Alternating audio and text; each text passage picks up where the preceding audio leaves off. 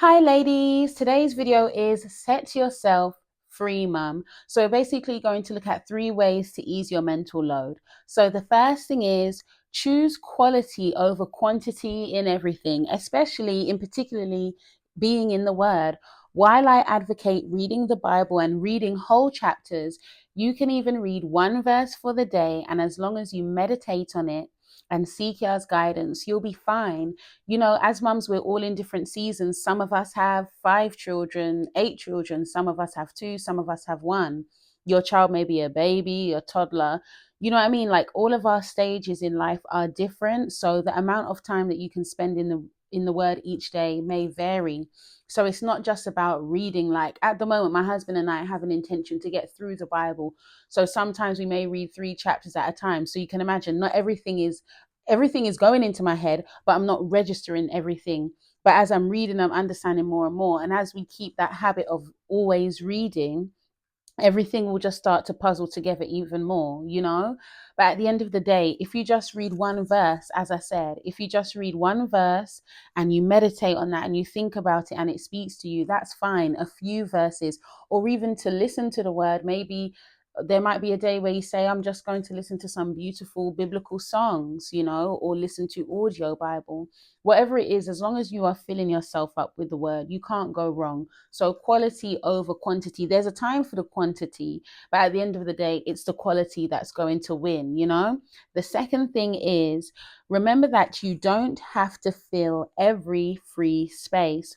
When you declutter a space, you don't necessarily have to fill it up with stuff all over again. So I'll just hit on this first of all. When it comes to decluttering, sometimes I've noticed, and I've even done this sometimes as well. You clear a space and you think, okay, I can fill it with this now. And what is important to do is just think, do you know what? Do I really need to fill this space again? Can I just enjoy like the bare space a bit more?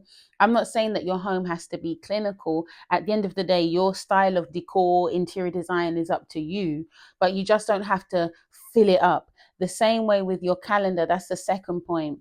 If you clear your calendar, if you clear some days, don't think, okay, well, now that I've cleared that, now I can go to this event. It's okay to have free space in your calendar and in your home. We don't have to fill up everything, because sometimes when we're constantly filling up our schedule, filling up our home, it's all a distraction. All these things distract us from just having that time to think, just to be in peace and recognize our own thoughts. Do you understand? So in order to have more clarity and to have more time considering what you think and how you feel and all these things, talking to Yah, having time in his word like we spoke about before, then allow that space to be there instead of always chucking up your schedule. The third thing is, you don't have to respond to messages straight away. For me, if I leave it too long, then it will play on my mind, but your loved ones will understand if you don't respond in the first 30 minutes. Where it's a problem for me is if someone consistently gives me delayed responses, or when it comes to making the effort to meet in person, there is not much effort on their part. And be aware that if you find that you are doing this to someone, maybe you need to recognize that they are not a priority to you. They're no longer a priority to you. Ask yourself why you no longer make the effort to connect with this person. We need to be balanced. And at the end of the day, as I always say, everyone is busy, but we make time for our priorities. So you see, I clearly laid it out there. I recently had to reconsider like a person in my life, because I was thinking, like when you look and you juggle it and you say, do you know what, this is feeling one-sided here. If it comes to staying in contact, it's me initiating. If it comes to meeting up in person, it's me initiating. Do you see what I mean? So at the end of the day, I recognize that, we're all adults, we all have responsibilities, but at the end of the day, effort has to be made.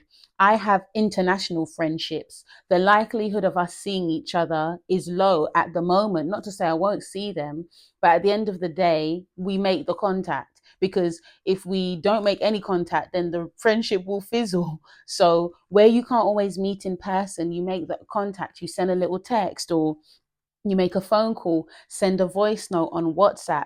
My main thing is effort. Is the effort being reciprocated? And if not, as I said, maybe for me, sometimes I've had to think, maybe I'm not really that interested in this friendship anymore for whatever reason. Or maybe you need to take the hint that right now you're just not a priority in that person's life. And it may not be a personal thing, they may just be going through something. But at the end of the day, when people really want to be friends with one another and in each other's lives, they will make the effort.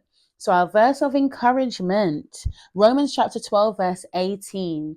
If it be possible, as much as lies in you, live peaceably with all men. Romans chapter 12, verse 18. All right, then, ladies, thank you for watching. And while you are here, please remember to like and subscribe. Bye.